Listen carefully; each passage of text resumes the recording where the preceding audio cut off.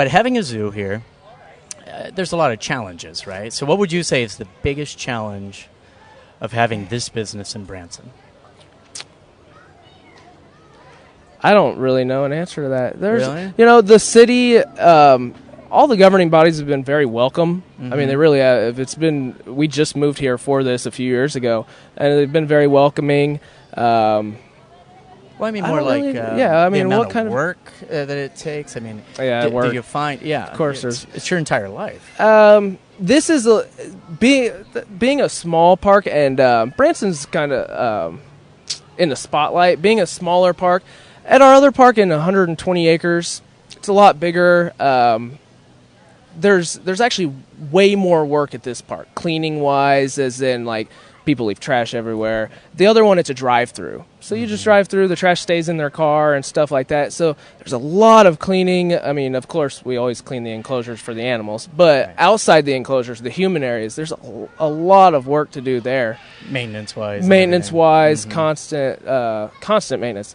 I don't really think that answered your question, though. No, that's a challenge. I just wonder what it's like to own a zoo. Because I was just trying to think about a zoo. I was just trying to think the difference that we never faced at the other park that we do here is the cleaning, constant cleaning. Because when you have 400 or 500 people in a small park, it's totally different than a 120-acre drive-through. Yeah, so that's what I'm getting at. Oh, I see.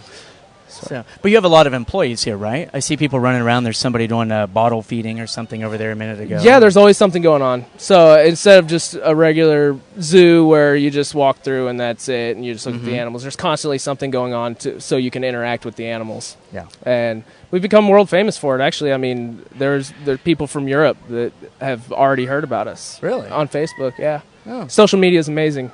It's awesome. It is. It's a little scary sometimes. Yes. We'll say something as a joke and... Yeah, that kind of goes. Especially when you're like your hunger for bald eagles. That's yes, probably. It's scary when unquenchable thirst for their blood. In my profession, going to be a problem. Joking about animals can be kind of dangerous because people could take it any way they want. Well, I was going to ask about that. Do you ever get people like that? I use some animals in my show, my magic show. Mainly, I used goldfish. Oh. And I had people really upset that I used... Goldfish activists? Goldfish, yes. I had people very upset about the goldfish in my act. But do you get that very much here? Or? We do, and it amazes... Like I said, Branson's in the spotlight. So you're going to get somebody that always... and it amazes me that some people will come to the zoo and then give you crap about having animals in captivity. But, I truly believe that we're doing right here. I mean, we take care of our animals. Our animals, we follow all regulations. We're not a roadside zoo. We truly love the animals. Right. So I have no problem defending myself or justifying what we do. These people that think that animals are supposed to be in the wild, like I talked about, the wild doesn't exist anymore. Yeah. Everybody has this romantic idea of animals get to lay around in the green, lush grass and there's waterfalls and they have all the food they want. No, I mean, it's a dog-eat-dog world out there. Literally. They are literally, that lion hasn't made. She eats 7 pounds of chicken a day, every day. She would go weeks without eating. Most of them don't live past their second birthday. Then you add humans in there, and pollution, and poaching, and all these other things, human encroachment, deforestation.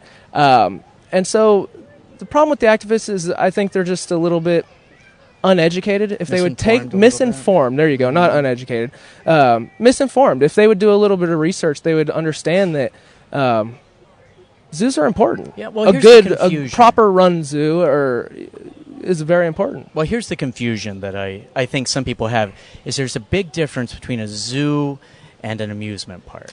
Yes. Your animals are not performing. You're not training them. You're not forcing them to work for their food. Yeah, they don't get beat to do what we want them to do. Yeah, and even in the show, I mean, if an animal doesn't want to come out, we don't force it to come out and do anything. Right. You know, these animals like to come out and interact. If anybody who comes to the zoo will see that. Same thing with my kids. I treat them the same way. Yeah. And on TripAdvisor, if you read our reviews, we're over 4.5 stars right now. We're at 4.5 out of 20. Yeah. And most of them talk about how healthy and happy our animals look. Right. Which most people comment, most zoos you go and the animals are all asleep and they look groggy and unhappy, and ours are constantly, it's enrichment. We have an enrichment program. Every single day of the week, we trade out all their toys. So they get a new toy every day, and they get to play. Yeah, I was watching Things the like camels that. over here Things. with the Xbox. And yeah, got the PS3, they PS4s traded out PS3s, every other day. But yeah. we'll get you upgraded. Yeah, I know. You know, you're behind like the 3 years times. behind. But